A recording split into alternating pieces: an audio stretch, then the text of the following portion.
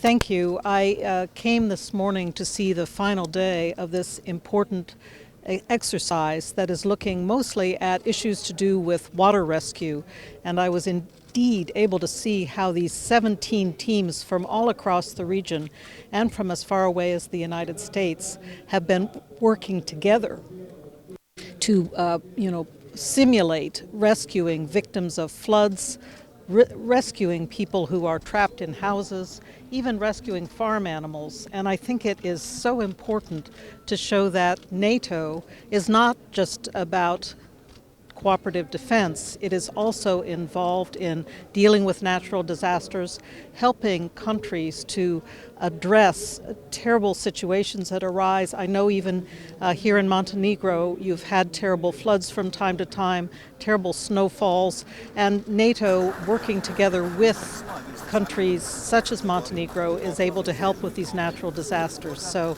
it was a great opportunity for me. It's my very first trip as the new Deputy Secretary General of NATO, and it's my very first opportunity to be in Montenegro as well. And so it's really been a working visit. I have learned a lot, and I thank Montenegro for the terrific work that your people did, your teams did to organize this important exercise, except for maybe the rain. Crna Gora je na dan izbora 16. oktobra prema izjavama nadležnih državnih organa, kakav je specijalni državni tužilac, spriječila teroristički akt i inače svjedočimo snažnom ruskom uticaju, posebno kroz opoziciju u Crnoj Gori.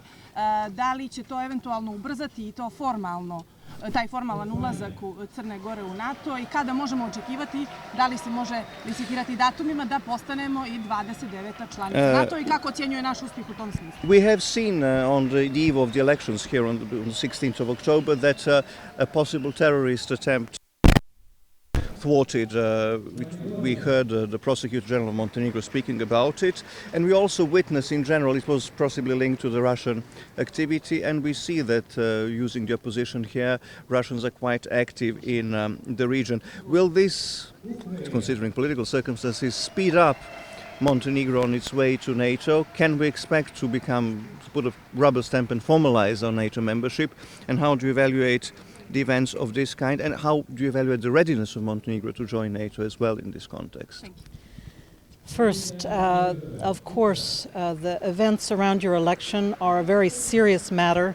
I know the comment was made about the investigation being opened, the Prosecutor General being involved in the matter. I would not want to comment on an open investigation of this kind, but it is a very serious matter indeed, and I am glad that there is now an open investigation, I understand, both here in Montenegro and also an investigation ongoing in Serbia. So I think it is very important that these investigatory processes proceed forward. It would be inappropriate for me to comment on them. But I will say that I believe Montenegro is, through the work you have done to strengthen your institutions for NATO membership, as you are moving toward NATO membership, strengthening your national institutions is very important to address a situation of this kind.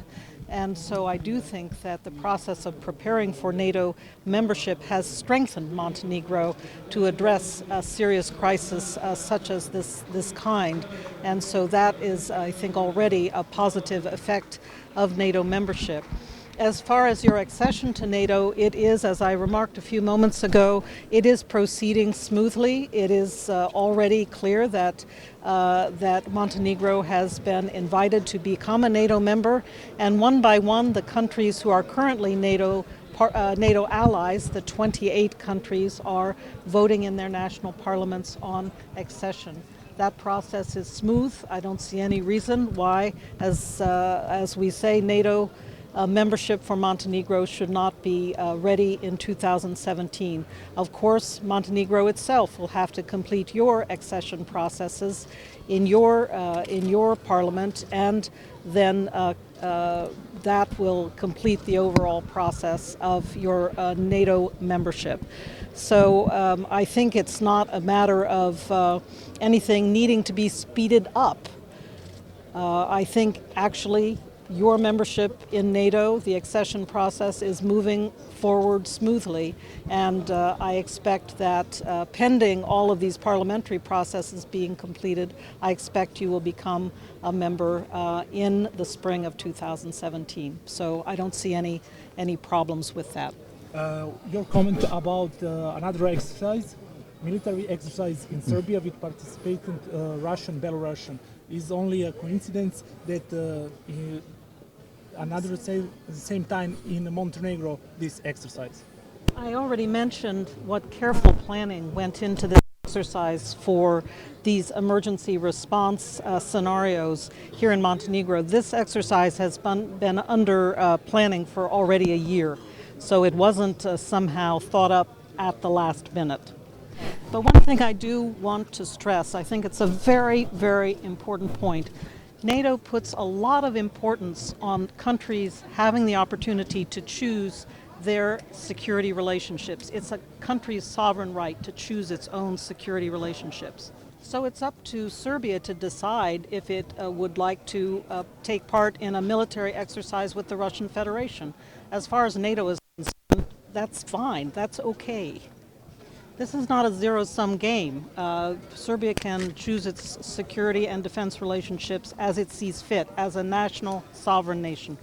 But we're also very glad that Serbia is here participating in this important emergency response exercise. So again, I think it's important that a country be able to participate in what exercises it finds useful for its defense and security relationships, but also for its national requirements in areas like emergency response. And so I think all the countries that participated here learned a lot about how to deal with natural disasters that would require water rescue, like big floods, for example.